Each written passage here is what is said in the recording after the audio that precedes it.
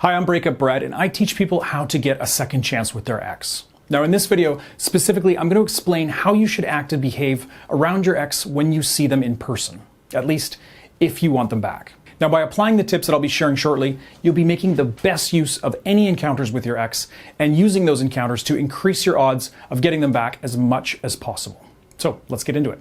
Firstly, I have to touch a bit on no contact. Now, I know you've probably heard it before, but for around a month, or maybe a bit more or less depending on your situation, after breaking up, you're going to want to apply a period of no contact. In fact, in more than 90% of all breakup situations, employing a period of no contact initially is going to be the absolute best thing that you can do for your chances. So I'm not advocating, any kind of in-person contact with your ex until you've completed 30 days of no contact. And you should do a period of no contact before you try to set up any kind of in-person meetups with your ex. At least, as I said, in the vast majority of situations. Now that leaves us with two types of situations where you will encounter your ex in person.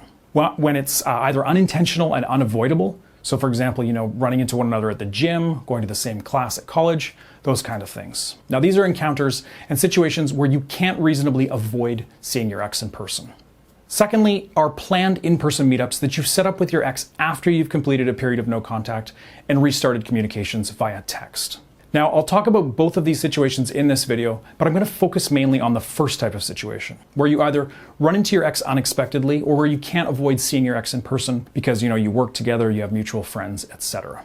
Now, before I explain how to handle this kind of in-person encounters with your ex, I should mention my free quiz tool because it is the very best way to figure out where you currently stand with your ex and what your chances of getting them back are. Now, you can take that quiz for free after this video by going to breakupbrad.com/quiz or just clicking the link in the description below.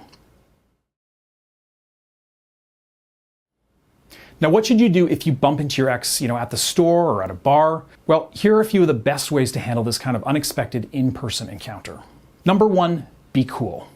Don't show your ex any kind of emotion, either positive or negative, when you first see them. So don't act frazzled or flustered. Don't make a big deal out of it. Just, play it cool. Avoid being awkward or obviously nervous as much as you possibly can. Number two, be positive and fun. So don't jump into, any kind of serious talk, emotional drama, etc. As much as possible, just be upbeat and friendly. Make your ex laugh if you can. Make them feel comfortable with some small talk and playful joking, teasing, etc. And never bring up, any kind of serious topics or let things get emotional. Number three, keep it brief. So look for a quick exit that feels natural and ends things on a positive note. Just kind of read your ex's behavior and cues, and don't try to force any kind of conversation if they seem, uneasy or uninterested. Number four, be the one to end things. So when there's a natural opportunity, make a graceful exit before your ex does. So, usually you can just say something like, well, great to see you again. We'll have to catch up again soon. All right, now moving on. What about when you have to see your ex in person for some reason? Many of my coaching clients say things like, Brad, I have to see my ex during no contact. We go to the same cafe to study all the time. And to me, at least if you're trying to get a second chance with your ex, that's not a good reason to break no contact. Pick a different cafe to study at, or, go at times where your ex won't likely be there. It's just not a good idea to completely change your schedule or your life to avoid seeing your ex. But most of the time, there are very few real reasons why you should break no contact. However, what if you and your ex work together? What if you're in classes together and you have to work on a group project together? Or what if you still live together? Well, those are a few of the only real excuses for breaking no contact, but they are still fairly common issues. So let's talk about how to handle those kinds of situations where you have to see your ex in person because of work or school or whatever. Now, I'm actually going to make a completely separate video specifically about what to do if you still live with your ex in the next few weeks. So I'm not going to cover that situation in much detail here. Stay tuned for my upcoming video on that topic if you want more detail on what to do if you're still living with your ex. Or visit breakupbrad.com/coaching and sign up for my one-on-one coaching program to get my personal help with your unique situation. But back to the topic here, unavoidable encounters with your ex at work or school. Here's a couple of tips for handling that kind of situation. Number one, play it cool. Again, just like the unexpected encounters we talked about earlier, don't make a big deal out of it when you do see your ex at work or in class. Be calm, don't show emotions, don't be awkward. This is really important.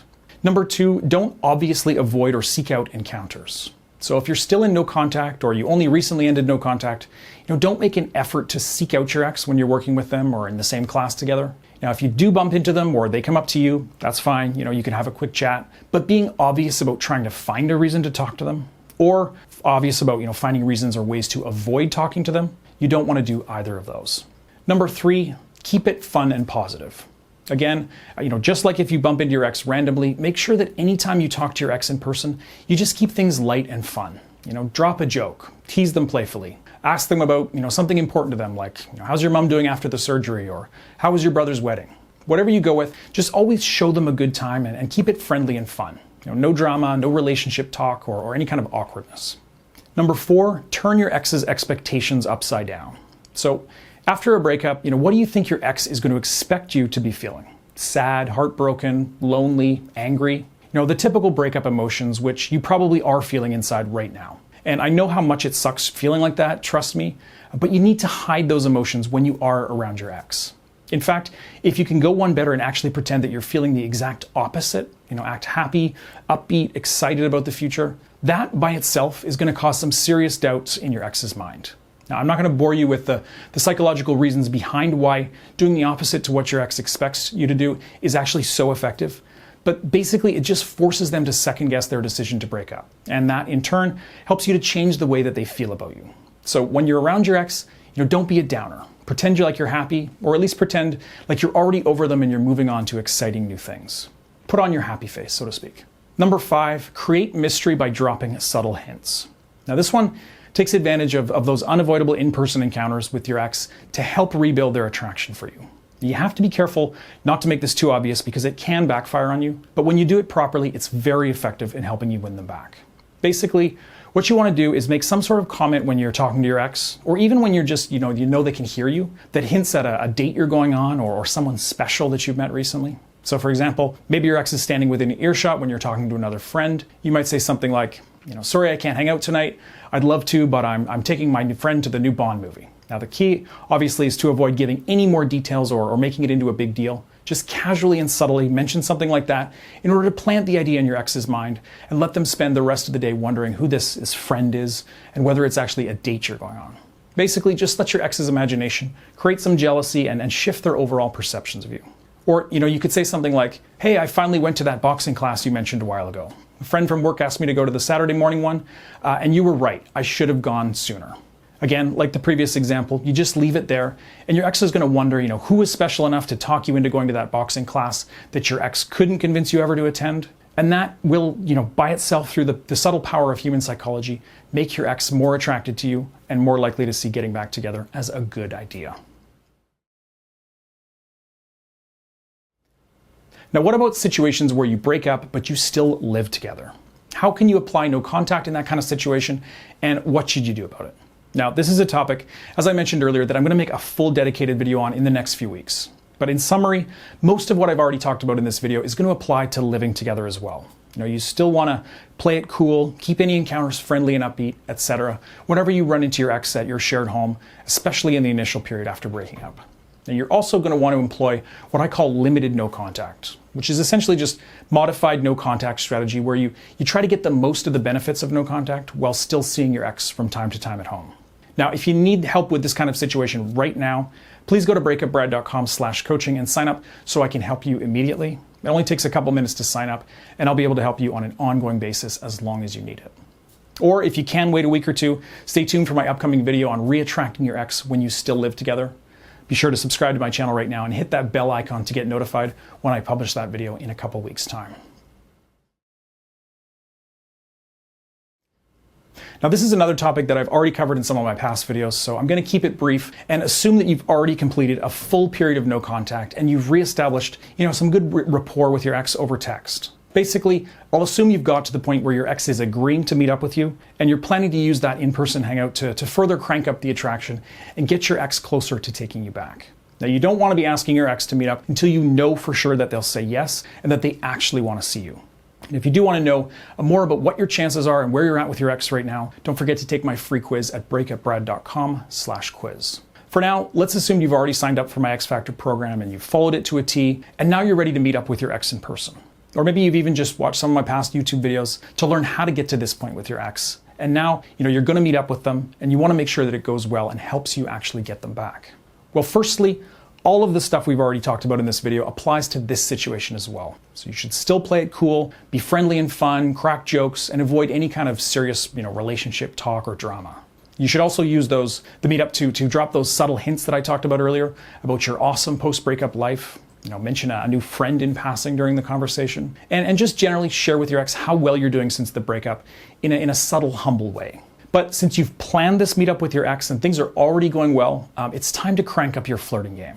This is where things are going to become a little different from unexpected encounters or unavoidable encounters with your ex, because you're now at the point where your ex is hanging out with you in person again after no contact, and you want to use this time to really build attraction and sexual tension with your ex. You want to remind them of the person that they initially fell in love with back in the early days when you were together, and you want to help them forget about the negatives by focusing their attention on your positives, the happy times you shared together, your great sexual chemistry. So you definitely want to flirt, playfully touch your ex, get close to them if it feels like they'll be receptive, that kind of thing. Beyond that, this kind of in-person meetup and how it pans out is going to really depend on your ex's behavior and cues. If they're responding well to your flirting, they're happy and engaged with you, and obviously willing to go back to your apartment after meeting up, well, that's awesome. And you might just be able to seal the deal and get them back that day.